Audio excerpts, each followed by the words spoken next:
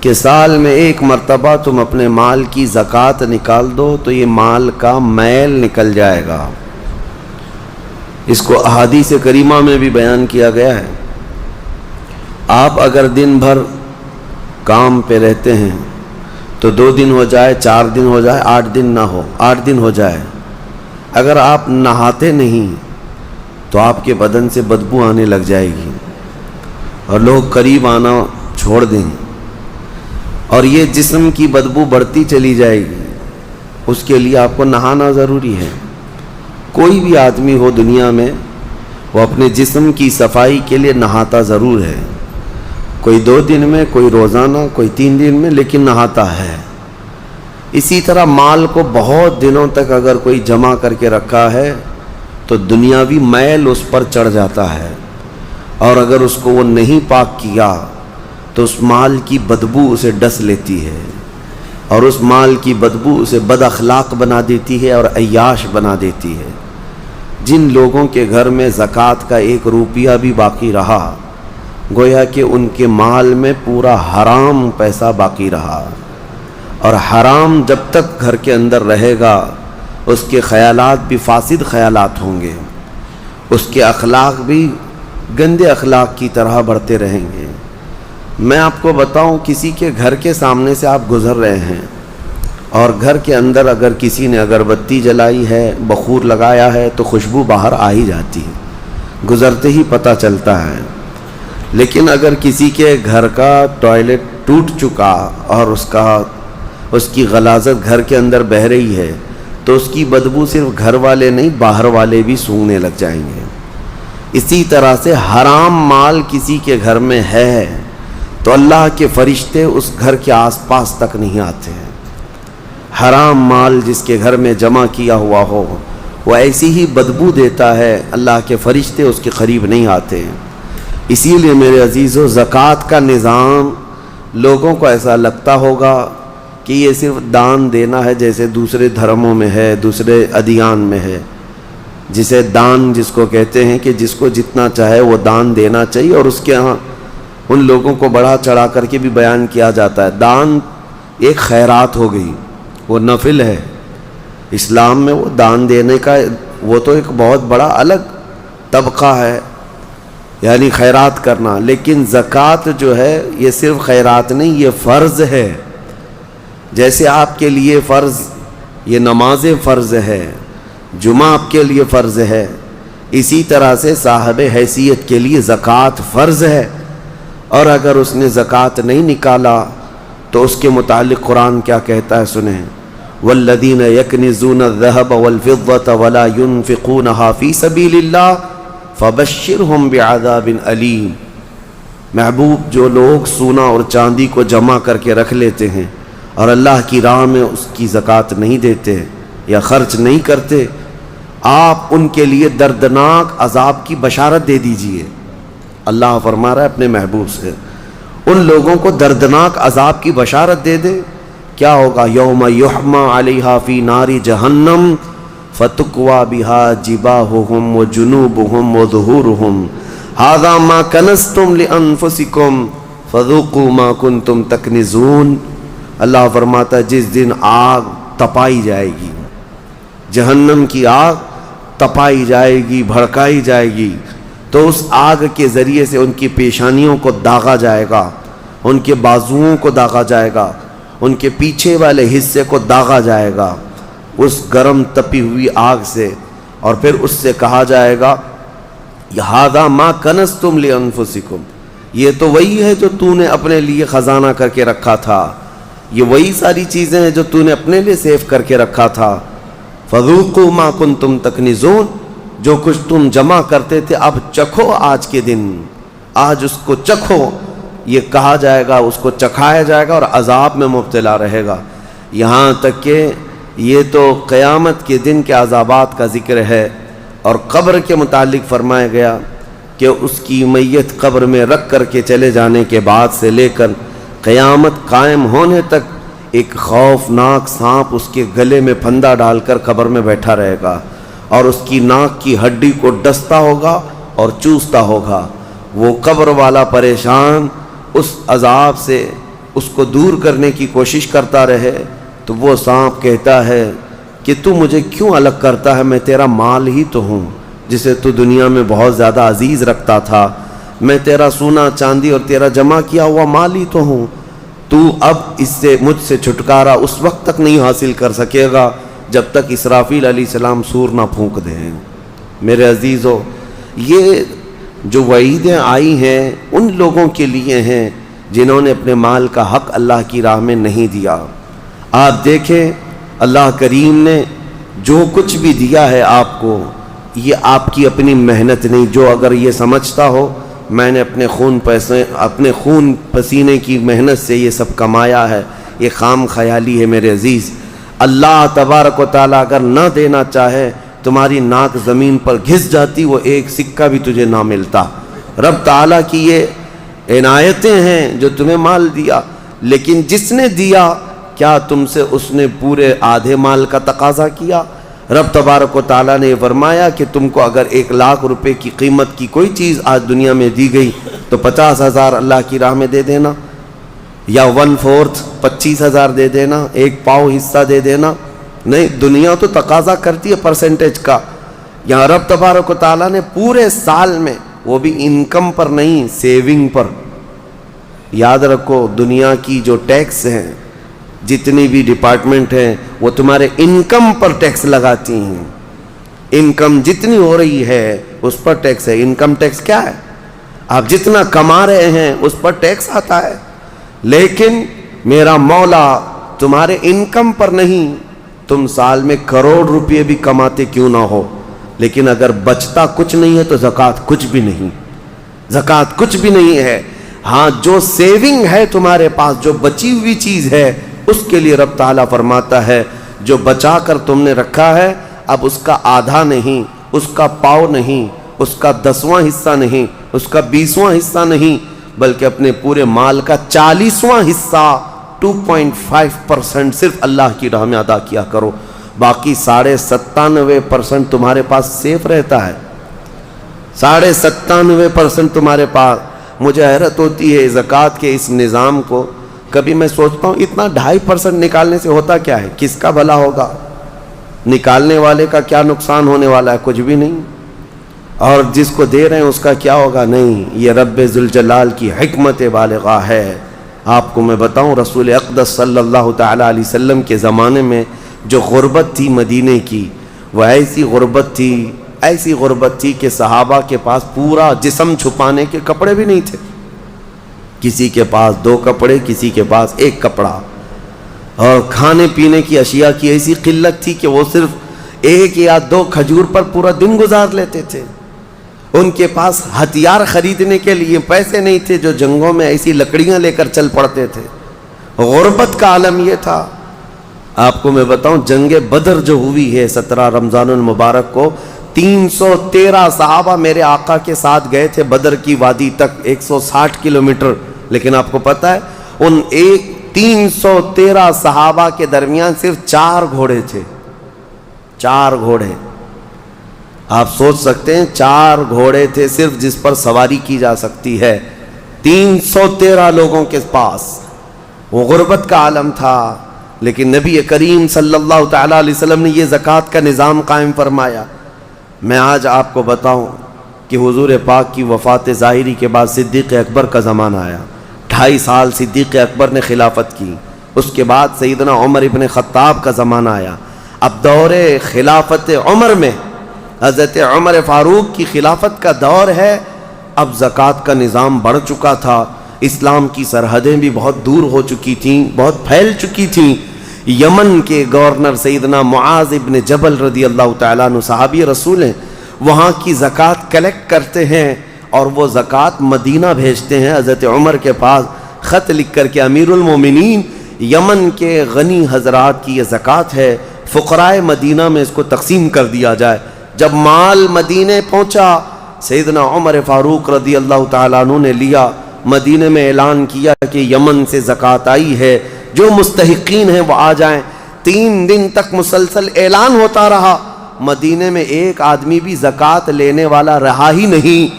ہر ایک اتنا کیپیبل ہو چکا تھا کہ زکوٰۃ دینے والے تھے مدینے میں، لینے والا کوئی تھا ہی نہیں۔ یہ اتنا جلدی کیسے ریولیوشن آیا؟ اس غریبی سے کیسے لوگ اس منزل تک پہنچے؟ حضرت عمر فاروق رضی اللہ تعالیٰ عنہ نے پوچھا کہ مدینے میں کوئی آنے والا نہیں ہے زکوٰۃ لینے کے لیے؟ یہ وہی مدینہ ہے جب آئے تھے تو ان کو پانی کی قلت تھی، پانی بھی نہیں پی پا رہے تھے، پیسے دے کر خریدنا پڑتا۔ تو پھر حضرت عمر نے خط لکھ کر کے واپس بھیجا حضرت معاذ بن جبل کو کہ مدینے میں کوئی بھی اب زکوٰۃ کا مستحق نہیں رہ گیا، لہٰذا یمن کے فقیروں میں ہی اس کو تقسیم کر دو۔ حضرت معاذ بن جبل کے پاس یہ مال دوبارہ گیا اور انہوں نے دوبارہ پھر خط لکھ کر کے بھیجا کہ حضور پورے یمن میں بھی کوئی فقیر نہیں رہ گیا۔ یہ نظام مصطفیٰ ہے، یہ نظام مصطفیٰ ہے۔ تم سمجھتے ہو 2.5% سے کچھ نہیں ہوتا؟ بہت بڑا ریولیوشن آتا ہے، بہت بڑا انقلاب آتا ہے، کیونکہ یہ حکم اللہ کا ہے، اور جب یہ صحیح جگہ پر پہنچے گی تو رب ذوالجلال وہ اس کی شان قدرت ہے کہ اس کس غریب کو اٹھا کر غنی بنا دے۔ میرے عزیزو، آج کئی نظام درہم برہم ہے، ہماری زکوٰۃ کا نظام بھی درہم برہم ہے۔ بعض لوگ تو زکوٰۃ کو چاہتے ہی نہیں کہ نکالیں، نعوذ باللہ، وہ عذاب الہی کے شکار ہوں گے۔ وہ چاہے 1 روپیہ بھی بچا کر کے جائیں تو پھر ان کے اوپر یہ قرضہ چڑھا ہی رہے گا مرنے تک، اور موت کے وقت جو اس کے لیے سختیاں ہیں یہ مال کی وجہ سے، اللہ بچائے۔ کچھ کا تو زکوٰۃ پر ایسا معاملہ ہے کہ وہ دینا نہیں چاہتے، اور کچھ ایسے ہیں جو دے تو لیتے ہیں لیکن کہاں دینا ہے یہ نہیں معلوم۔ اس کی وجہ سے یہ نظام ایسا ہو گیا، مستحقین تک زکوٰۃ پہنچتی نہیں، اور کسی جگہ زکوٰۃ جا کر کے جام ہو جاتی ہے، کسی جگہ زکوٰۃ ایک ہی جگہ جا رہی ہے اور وہاں سیف ہوتی گئی، اور جو مستحق تھا وہ مستحق ہی رہ گیا۔ اصل مسئلہ جو ہمارے بیت المال کا تھا وہ نظام ہی نہیں ہے۔ پہلے بیت المال ہوا کرتا، امیر المومنین جو ہوتے وہ سب کی زکوٰۃ کلیکٹ کر کے بیت المال میں جمع کرتے، اور پھر جتنے بھی فقراء ہوتے تھے ان کا رجسٹر ہوتا تھا کہ کون کون مستحق ہے، اور ان کو سال بھر فوکس کر کے بیت المال سے دیا جاتا۔ اگلے سال تک وہ فقیروں کا نام رجسٹر میں ہوتا ہی نہیں تھا، کیونکہ ان کو اتنا دیا جا چکا ہوتا کہ وہ اپنا کاروبار کر رہے ہوتے، اپنی تجارت لگا چکے ہوتے، اور دوسرے سال وہ خود اپنی زکوٰۃ لے کر کے بیت المال میں آتے تھے۔ یہ نظام تھا۔ بہرحال عزیزان گرامی وقار، جتنا بھی ہمارے پاس اب بچا ہے نظام، اس میں اللہ رب العزت کے حضور جانے سے پہلے اپنے مال کو اس کی راہ میں اس کے حکم کے مطابق ادا کر دو، ورنہ جو عذاب الہی قارون کو آیا تھا، آپ کو پتہ ہوگا، قارون دنیا کا سب سے بڑا مالدار آدمی، اللہ تعالیٰ نے اس کو بے حساب دولت دی تھی۔ اسی سے سوچو آپ کہ اس کے خزانے اتنے تھے کہ خزانوں کی چابیاں 70 اونٹوں پر لاد کر لی جاتی تھیں، خالی چابیاں رکھنے کے لیے 70 اونٹ لگ جاتے تھے، تو پھر خزانے کتنے رہے ہوں گے۔ بے حساب اللہ نے اسے مالک بنایا تھا دنیا کا، لیکن جب زکوٰۃ کا حکم آیا حضرت موسیٰ علیہ السلام پر، تو اس نے آنا کانی شروع کی کہ ایسا اتنا مال چلا جائے گا، اتنے خزانے تو زکوٰۃ میں جا رہے ہیں۔ موسیٰ علیہ السلام نے اس کے لیے رعایت کی درخواست کی، تو رب تعالیٰ نے کتنی رعایت کی پتہ ہے؟ کہ قارون کے لیے زکوٰۃ اتنی کہ وہ 1000 میں 1 روپیہ دے، 1000 میں 1 روپیہ دے۔ آج آپ 100 میں 2.5 روپیہ دیتے ہیں، اور اتنے بڑے مالدار کو، کیونکہ رب تعالیٰ بہتر جانتا تھا، جب اس نے اس کا بھی کیلکولیشن کیا تو کئی خزانے زکوٰۃ میں نکل رہے تھے۔ اب اس کا دل نہیں مانا کہ اتنے میں خزانے کسی کو مفت میں یوں ہی دے دوں۔ مال ایک ایسی چیز ہے جب کسی کے دل پر یہ غلبہ کر جاتی ہے تو اپنے باپ کو بھی نہیں تسلیم کرتا، نہ اپنے بیٹے کو تسلیم کرتا۔ اسی لیے میرے آقا صلی اللہ علیہ وسلم نے فرمایا، مال کے طلبگار کتے کی طرح ہیں۔ کتا جو ہے مردہ کھانے کے لیے جاتا ہے، پورا بیل کھا تو نہیں سکتا لیکن دوسرے کتے کو برداشت بھی نہیں کر پاتا، کھاتا تو نہیں ہے پورا، لیکن کوئی دوسرا کتا آئے تو بھونکنے لگے گا، دانت نکالے گا، اس کو چیخ مارے گا۔ یہ حدیث پاک میں مثال اللہ کے حبیب نے فرمائی ہے کہ دنیا کا طلبدار کتے کی طرح ہے، اور دنیا مردار ہے۔ اس مردار کو کھانے کے لیے جتنے جھپٹ پڑے ہیں وہ اپنے سگے بھائیوں کو بھی اپنے کاروبار میں برداشت نہیں کر پاتے، شریک اس کو پارٹنر برداشت نہیں کر پاتے۔ میں یہ عرض کر رہا تھا قارون کے متعلق، اس نے موسیٰ علیہ السلام پر زنا کی تہمت لگانے کا ارادہ کر لیا کہ میں ان کو ڈیمیج کر دوں گا تاکہ پوری قوم میں ان کی امیج گر جائے، ختم ہو جائے. لیکن موسیٰ علیہ السلام پر وہ تہمت لگا نہ سکا. جس عورت کو اس نے پیسے دے کر خریدا تھا وہ عورت بول پڑی کہ مجھے قارون نے اتنے پیسے دیے موسیٰ پر تہمت لگانے کے. حضرت موسیٰ علیہ السلام کو جلال آیا. آپ نے صرف اتنا حکم کیا کہ اے زمین قارون کو نگل جا. زمین پھٹ گئی، قارون اندر جانے لگا. عذاب کو اپنی آنکھوں سے دیکھنے کے بعد بھی مال کا جو حریص ہوتا ہے، لالچی ہوتا ہے، اس کی طلب کیا رہ جاتی ہے پتہ ہے؟ اس وقت جب زمین اسے نگل رہی ہے وہ موسیٰ علیہ السلام سے یوں کہتا ہے، اے موسیٰ تم مجھے دھسا کر میرے خزانوں پر قبضہ کرنا چاہتے ہو، میرے مال پر تم قابض ہونا چاہتے ہو. موسیٰ علیہ السلام نے کہا اے زمین رک جا، ٹھہر جا. وہ جتنا دھسا تھا وہیں رکا. پھر آپ نے حکم فرمایا زمین اس کے پورے خزانوں کو نگل جا. زمین پھٹ گئی اور ایسے اس کے خزانے ریت بن گئے، پورے دھس گئے. آج بھی وہ مصر میں بحیرہ قارون نام سے فیوم کی ایک جگہ میں موجود ہے. ایک سمندر کی طرح دکھتا ہے جس پر پورا پانی ہے آج، جہاں اس کے خزانے غرق کر دیے گئے تھے. اور اس کے بعد پھر موسیٰ علیہ السلام نے حکم دیا زمین اس کو بھی نگل جا. وہ ہمیشہ کے لیے زمین بوس ہو گیا، ختم ہو گیا. اور اس کا ذکر قرآن پاک میں بھی اللہ تعالیٰ نے فرمایا وَآتَيْنَاهُ مِنَ الْكُنُوزِ، ہم نے اس کو خزانے دیے تھے. لیکن اللہ کی راہ میں جب دینے کی بات آئی تو پھر دل پسیج گیا اور دل کے اندر نہ جانے کیسے کیسے خیالات آئے کہ میں نہیں دوں گا. آج جس کو مال کی محبت غالب ہو گئی اس کا حشر قارون کے ساتھ ہوگا. قیامت کے دن وہ قارون کے ساتھ اٹھایا جائے گا. میرے عزیزو مال دینے سے کبھی کم نہیں ہوتا. میں آپ کو بتاؤں 1400 سال کے بعد بھی آج بھی مدینہ طیبہ میں حضرت عثمان غنی کا اکاؤنٹ چل رہا ہے. پتہ ہے آپ کو؟ ان کے نام کی آج بھی ہوٹل ہے وقف عثمان بن عفان. ان کا خریدا ہوا کنواں آج بھی موجود ہے مدینے میں. ان کے پیسے ابھی ختم نہیں ہوئے. ان کے پیسوں سے میونسپلٹی کا خرچہ آج بھی نکالا جاتا ہے مدینے کا. 14 صدیاں گزر گئی لیکن مال ابھی تک ختم نہیں ہوا. عثمان ابن عفان رضی اللہ تعالیٰ عنہ کا سنا ہے کہ ان کا کھاتا بھی چلتا ہے اور اس کو ہمیشہ ترقی دی جاتی رہتی ہے. میں یہ پوچھنا چاہتا ہوں میرے عزیزو، اللہ کی راہ میں دینے والے وہ عثمان ابن عفان جن کے لیے میرے آقا صلی اللہ علیہ وسلم نے دعا کی تھی. جب جیش العسرہ جنگ تبوک میں جا رہے تھے نبی پاک صلی اللہ تعالیٰ علیہ وسلم نے اعلان فرمایا کوئی ہے جو اللہ کی راہ میں اپنا مال خرچ کرے؟ حضرت عثمان غنی رضی اللہ تعالیٰ عنہ نے اعلان کیا 1000 اونٹ میری جانب سے اور اتنا ہی ساز و سامان. پھر دوسری بار حضور پاک صلی اللہ علیہ وسلم نے اعلان فرمایا اور کوئی ہے؟ حضرت عثمان غنی دوبارہ اٹھتے ہیں اور کہتے ہیں 1000 اونٹ میری جانب سے اور اتنا ہی ساز و سامان. تیسری بار میرے آقا صلی اللہ علیہ وسلم نے پھر اعلان کیا کوئی اور اللہ کی راہ میں وقف کرے گا؟ حضرت عثمان غنی پھر اٹھتے ہیں اور کہتے ہیں 1000 اونٹ اور میری جانب سے. ایک محفل میں 3000 اونٹ ساز و سامان کے وقف کرنا. اور اس کے بعد میرے آقا نے فرمایا اب عثمان کو جنت میں جانے سے کوئی چیز روک ہی نہیں سکتی. جنت واجب کر لیا انہوں نے اپنے اوپر. میں کیلکولیشن کے اعتبار سے آپ کو ایک تخمینہ اندازاً بتاؤں. اس زمانے میں جو حضرت عثمان غنی نے ایک محفل میں وقف کیا تھا حضور پاک کے ایک فرمان پر، ایک محفل میں جو دیا تھا، آج کے حساب سے جب اس کو ٹیلی کیا جائے اور کیلکولیٹ کر کے اس کی آج کی قیمت لگائی جائے تو تقریباً 116 کروڑ روپے کی قیمت ہوتی ہے. 1 ارب 16 کروڑ آج کے دور کے اعتبار سے.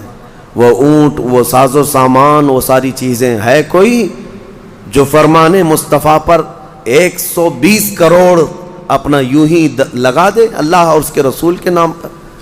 اب یہاں سے یہ بھی اندازہ ہوتا ہے کہ اللہ تعالیٰ نے ان کو اس زمانے میں کتنا مال دیا تھا. لیکن کبھی انہوں نے اللہ کی راہ میں خرچ کرنے کے لیے بخالت سے کام کبھی نہیں لیا. کبھی کوئی کنجوسی نہیں، کبھی کوئی مال پر بیٹھ جانا سانپ کی طرح کوئی ایک جگہ بھی ہمیں نہیں دکھا سکتا. حتیٰ کہ ایک تجارت انہوں نے جو کی تھی، اللہ اکبر، وہ ایسی تجارت کہ مدینے میں جو ہے یہودی بڑے پیسے والے تھے. آج بھی پوری دنیا کو کریڈٹ پر جو چلا رہے ہیں یہ یہودی ہیں. ملٹی نیشنل کمپنیاں سب یہ اپنے پاس رکھتے ہیں. ورلڈ بینک ان کے پاس ہیں. پوری دنیا کی بڑی بڑی کمپنیاں جو آج آپ کو نظر آتی ہیں، وہ الیکٹرانک تمام چیزوں کو لیں یا پھر کھانے پینے کی چیزوں کو لیں یا استعمال کی چیزیں، بڑے لیول کی کمپنیاں جن پر یہ ڈیرا ڈال کر بیٹھے ہوئے ہیں. اور ان کا حال یہی ہے کہ لوگوں کو سود پر دو اور ان کا پورا مال کھینچ لو. اب ہر چیز پر کریڈٹ ہے نا. آپ کو تو کوئی چھوٹا سا سامان بھی لینا ہے تو آپ کو ادھار دے دیا جائے گا اور اس کے بدلے آپ کو سود لے لیا جائے گا. یہودیوں کی یہ فطرت میں برسوں سے ہے، آج سے نہیں.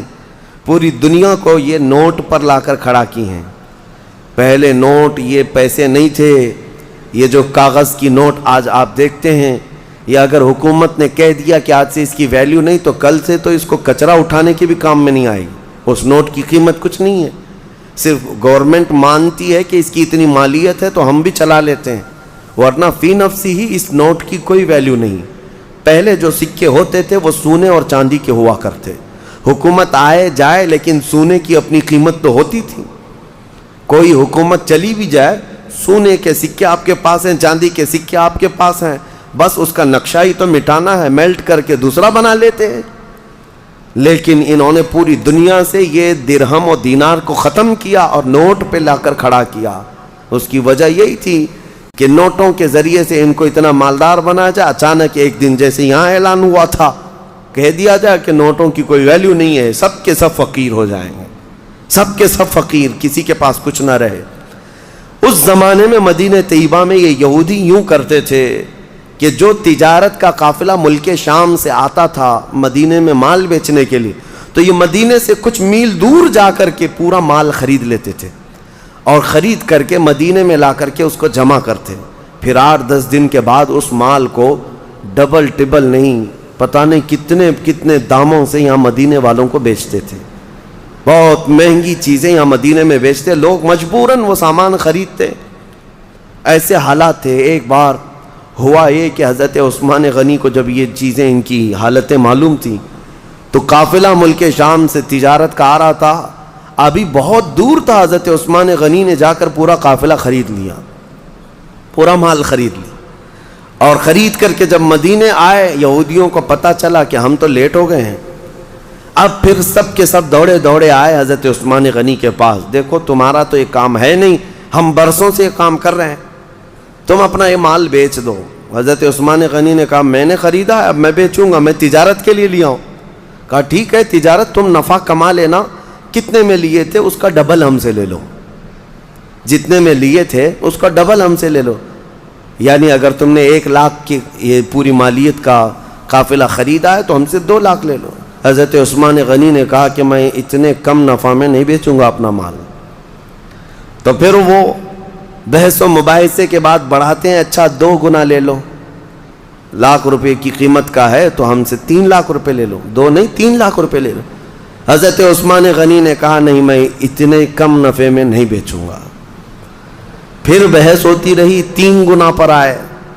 اب اسی سے اندازہ لگاؤ کہ وہ 3 گنا حضرت عثمان غنی سے خرید رہے ہیں تو پھر مدینے والوں کو کتنوں میں بیچیں گے. تو حضرت عثمان غنی اس پر بھی انکار کر گئے کہ نہیں، میں 3 گنا زیادہ پہ بھی مال نہیں بیچوں گا، مجھے اور نفع چاہیے، اور نفع چاہیے، میں تو زیادہ نفع کے لیے اس کو خریدا ہوں. وہ بحث کرتے کرتے کرتے شام ہو گئی اور 5 گنا تک آ گئے اور دھمکی دینے لگے کہ ہم نے اتنے نفع میں تمہارے مال کی بولی لگائی کہ اب دوسرا کوئی تمہارا یہ مال خریدے گا ہی نہیں. حضرت عثمان نے کہا مجھے کچھ فرق نہیں پڑتا، مجھے کچھ نہیں فرق پڑتا. تو جاتے جاتے کسی یہودی نے کہا 10 گنا زیادہ پہ دے دو گے؟ 1 لاکھ کا مال 10 لاکھ میں دے دو گے؟ حضرت عثمان غنی نے کہا جاؤ تم اپنے گھر، میں اتنے کم نفع میں نہیں بیچنے والا. یہ کیا بات ہوئی؟ بہت باتیں بنائی حضرت عثمان غنی کے خلاف یہودیوں نے. اس کے بعد 1 دن گزرا تھا، مدینے کے ایک میدان میں پورے قافلے کا غلہ، تجارت کا مال سب اتار دیا گیا. حضرت عثمان غنی رضی اللہ تعالیٰ عنہ مدینے میں آئے اور عام اعلان کیا جس کو جس مال کی ضرورت ہے وہ اس میدان میں آئے اور مفت میں لے کر چلا جائے، جس کی جو ضرورت ہے. حضرت عثمان غنی کے اس اعلان پر غربائے مدینہ، فقرائے مدینہ ٹوٹ پڑے. جن کو جس غلے کے اناج کی ضرورت تھی وہ بھر بھر کر لے کر چلے گئے. شام ہوئی تو یہودی آئے اور پوچھنے لگے عثمان یہ کیا کیا تم نے، یہ کیا کیا تم نے؟ ہم 10 گنا زیادہ پر مال خریدنا چاہتے تھے اور تم نے اونے پونے پتہ نہیں مفت میں کیوں بانٹ دیا؟ حضرت عثمان نے کہا میں نہیں کہتا تھا کہ میں زیادہ نفع چاہتا تھا، تم اتنا نفع نہیں دے سکے. کہا تم تو مفت میں دیے. کہا کس نے کہا؟ جھوٹ بات ہے، میں نے مفت میں دیا. میں نے اللہ کے ہاتھ 70 گنا زیادہ فائدے میں بیچا ہے. 70 گنا فائدے میں نے بیچا ہے اپنا مال، اور وہ بھی میرا خریدار خلاق کائنات رب العالمین ہے جو وعدہ خلافی نہیں کرتا. یہ عثمان غنی کا یقین اور توکل تھا اپنے رب کی ذات پر، کیونکہ قرآن میں اللہ نے فرمایا مثل الذین ينفقون اموالهم فی سبیل اللہ کمثل حبۃ انبتت 7 سنابل فی کل سنبلۃ 100 حبہ. انہی کی شان میں یہ آیتیں نازل ہوئی تھیں، حضرت عثمان کی شان میں یہ آیتیں نازل ہوئی. اللہ فرماتا ان لوگوں کی مثال جو اللہ کی راہ میں دیتے ہیں ایسے ہی ہے جیسے کسی نے پھلیوں کی ایک بیج بوئی زمین پر. پھلی جانتے ہیں جس میں لمبی لمبی پھلیاں ہوتی ہیں. اللہ تعالیٰ فرماتا ہے پھلیوں کا بیج کسی نے بویا اور پھر جب وہ پودا اگ آیا تو اس پودے میں 70 بالیاں نکلیں، 70 پھلیاں نکلیں، اور ہر پھلی میں 100 بیج، ہر پھلی میں 100 بیج. ایک بیج ڈالا تھا، 70 پھلیاں نکلیں اور ہر پھلی میں 100 بیج. اللہ فرماتا ہے کہ اس کا مطلب یہ ہوا کہ ایک بیج ڈالا تو 70 پھلیاں نہیں آئیں بلکہ 700. اور اللہ تبارک و تعالیٰ فرماتا ہے اس سے بھی زیادہ رب تبارک و تعالیٰ دینے پر قادر ہے.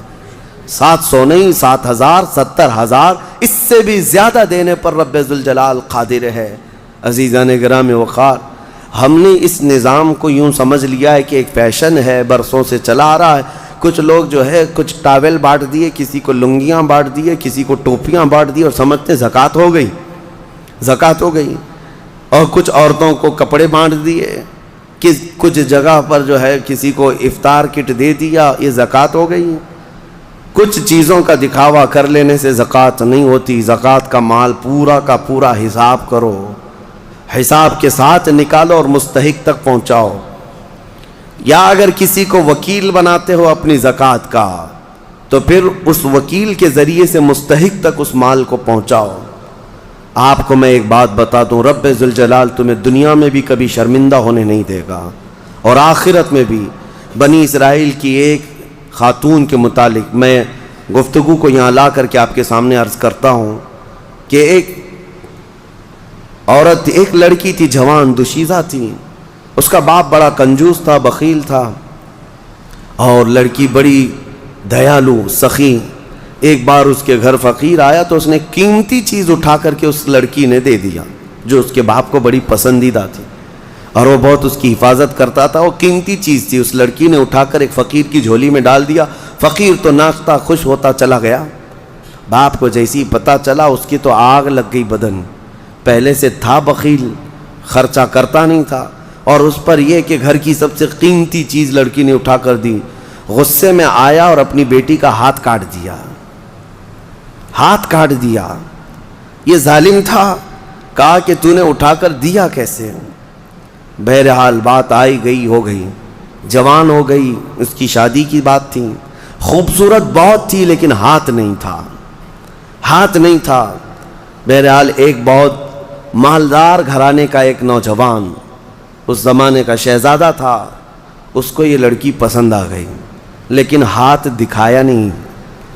جب لڑکی کی پسند چل رہی تھی یا لڑکے کی منہ دکھائی چل رہی تھی تو اس نے ہاتھ اندر چھپا رکھا تھا، کیونکہ دکھائیں گے تو عیب ہے اور جلدی کوئی شادی نہیں کرے گا. اسی پر وہ پسند کر لیا اور شادی فکس ہو گئی. لیکن کسی کو پتہ نہیں تھا دولہے کے گھر والوں کو کہ لڑکی کا ہاتھ نہیں ہے. وہ اپنے جبے میں اندر چھپائے رہتی اپنے کپڑوں میں. پھر چند دنوں کے بعد جب شادی ہوئی، گھر پہنچے، دلہن کو لے جا کر کے وہ اپنے گھر سجا سنوار کر لائے. اس کی بڑی ارمان تھی، بڑی خوبصورت عورت میرے گھر آ رہی، اخلاق کی بھی اچھی تھی، سیرت کی بھی اچھی، صورت کی بھی اچھی. لیکن رات کو جب دسترخوان پر بیٹھتے ہیں اب ہاتھ تو تھا نہیں، سب کے سامنے کھانا تو ہے اور سیدھا ہاتھ غائب ہے، کیسے نکالے ہاتھ؟ بائیں ہاتھ سے کھائے تو لوگوں کو پتہ چلے۔ وہ خاموش بیٹھی رہی۔ اب اسے اندازہ ہونے لگا کہ میرا یہ عیب کھل جائے گا، میں کب تک اس کو چھپا کر کے رکھوں گی؟ کب تک؟ میرے گھر کی ماں اور میرے گھر کی عورتوں کے کہنے پر اب تک چھپا ہی رہی، لیکن اب کب تک چھپاؤں؟ اس کی آنکھوں میں آنسو آ گئے۔ پھر اس کے بعد لوگوں کا اصرار بڑھتا گیا کہ چلو کھاؤ، کھانا تو شروع کرو۔ اس کے دولہا، اس کے شوہر جو نئے نئے ابھی شادی والا تھا، اس نے کہا کہ میری رفیق حیات، ہاتھ نکالو اور کھانا شروع کرو، ہاتھ نکالو۔ ہاتھ نکالنے کو تیار نہیں۔ ہاتھ نکالے تو کیسے؟ ٹوٹا ہوا ہاتھ ہے، میری شادی ٹوٹ جائے گی۔ وہ رو رہی تھی، اچانک غیب سے آواز آئی کہ اے میری بندی، تو ہاتھ نکال، تیرا ہاتھ سلامت ہے۔ اس نے جب ہاتھ نکالا تو اس کا ہاتھ پورا کا پورا سلامت تھا، اور اس نے دسترخوان سے کھانا اٹھایا اور کھانے لگی۔ حیرت میں وہ رو پڑی، سجدے میں گر پڑی۔ اس وقت جو اللہ کے نبی تھے ان کے پاس گئی اور ماجرا بیان کیا۔ اللہ کے نبی نے کہا کہ رب تعالیٰ یہ فرماتا ہے، ہم اس ہاتھ کو کبھی شرمندہ اور ذلیل ہونے نہیں دیتے جو ہمارے راہ میں اٹھا کرتا ہے، جو ہمارے راستے میں اٹھا کرتا ہے، اس ہاتھ کو ہم ذلیل ہونے نہیں دیتے۔ اللہ ہم سب کو وہ ہاتھ عطا فرمائے جو رب ذوالجلال کے راستے میں اٹھا کرے۔ آج بہت سارے لوگ تمہارے انتظار میں ہیں، اللہ نے اگر کچھ دیا ہے تو ان غریبوں کے حلق تر کرو جن کے ہاں آج کوئی چیز نہیں پہنچ پاتی۔ میرے عزیزوں، پیشہ ور فقیروں کو بانٹنے کی میں بات نہیں کر رہا، آج بہت سارے ایسے لوگ ہیں جن کے ہاں افطار بھی نہیں ہے۔ ہم نے سنا اور ہماری طرف سے جو ہو سکتا ہے، ترکی میں، شام میں، یمن میں جو لوگ خدمات کر رہے ہیں، اللہ ان کو سدا سلامت رکھے۔ لیکن کئی گھر ایسے ہیں جو پانی پہ سحری کر رہے ہیں اور پانی پہ افطاری کر رہے ہیں، اس کے علاوہ ان کے پاس کوئی چیز نہیں، کوئی چیز نہیں۔ بہت ساری ایسی خبریں آتی ہیں، عرب دوست جو ہمارے وہاں بیٹھے ہیں وہ کہتے ہیں بچے اتنے مجبور ہو جاتے ہیں کہ رات کے وقت گھاس نکال کر کے کھا لیتے ہیں اپنے پیٹ کو۔ یہ ظالموں نے اتنی بمباریاں کی ہیں، سپر پاور طاقتیں ان کے منہ سے لقمے تک چھین چکے ہیں، لیکن آپ کو پتا ہے جو سونے کے ٹوائلٹ بنانے والی یا عربوں کی عیاشیاں ایک لقمہ ان غریبوں تک نہیں پہنچا پاتے ہیں، ایک لقمہ عراق، یمن، شام، فلسطین میں نہیں پہنچا پاتے۔ لیکن آپ حضرات اگر اپنا مال پہنچا نہیں بھی سکتے تو کم از کم ان غریبوں کا احساس تو کرو، احساس کرو۔ جب اللہ تعالیٰ تمہیں شام کے وقت دسترخوان میں کیا نہیں عطا کرتا، ہر طرح کی نعمت تمہارے دسترخوان میں افطار میں ہوتی ہے، تم اپنے پیٹ بھر لیتے ہو، اس وقت دعاؤں میں غربائے امت کو یاد کرو۔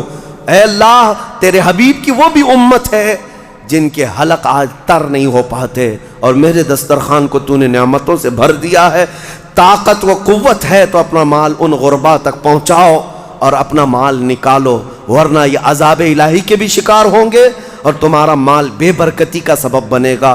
چند دنوں کے بعد یہ مال ایسا ختم ہو جائے گا تمہیں پتہ ہی نہیں۔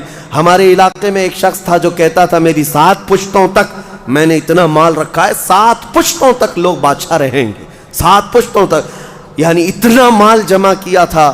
اچانک ایک حادثے میں انتقال ہوا، چند سالوں کے بعد اس کے چچیرے بھائی نے اس مال پر ایسا قبضہ کیا کہ اس کے سگے بیٹے کو کوئی مال نہیں ملا۔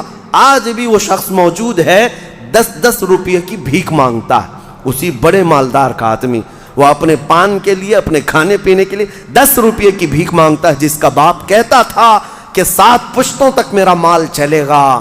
میرے عزیزو، رب تبارک و تعالیٰ کے چاہے بغیر کچھ نہیں چلے گا۔